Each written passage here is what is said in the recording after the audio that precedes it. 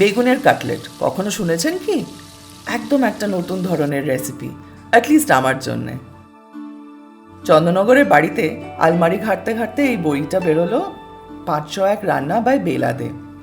অনেক রকমের দেশ বিদেশের রান্না রয়েছে বইটাতে, খুবই ইন্টারেস্টিং।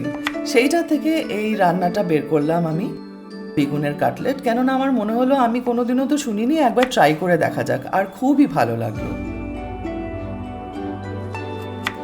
খুবই সহজ একটা রেসিপি। বেগুনটাকে গোল গোল করে কেটে নিতে হবে। আপনি দেখতে পাচ্ছেন যে আমি একটু মোটা মোটা করে কেটেছি।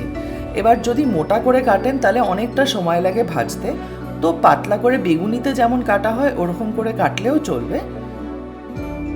এবার একটা থিক ব্যাটার বানিয়ে নিতে হবে। পেঁয়াজ বাটা, আদা বাটা, রসুন বাটা, একটু লঙ্কার গুঁড়ো, একটু বেসন আর একটু ডিম দিয়ে একটা থিক ব্যাটার বানিয়ে বেগুনের স্লাইসেসগুলোকে ব্যাটারটার মধ্যে ভালো করে কোট করে নিয়ে সেটাকে ব্রেড ক্রাম্বস দিয়ে কভার করে নিতে হবে।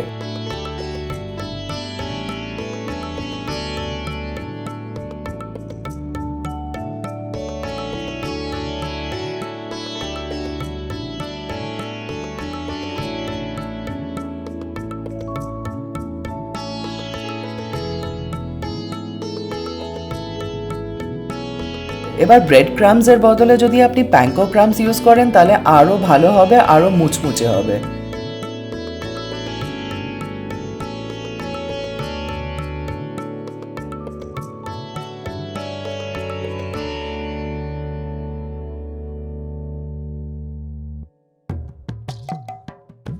বেগুনটাকে ভালো করে প্যাঙ্কো ক্রাম্বস দিয়ে কোট করে নিয়ে তারপরে ধিমে আঁচে ওটাকে ফ্রাই করে নিতে হবে।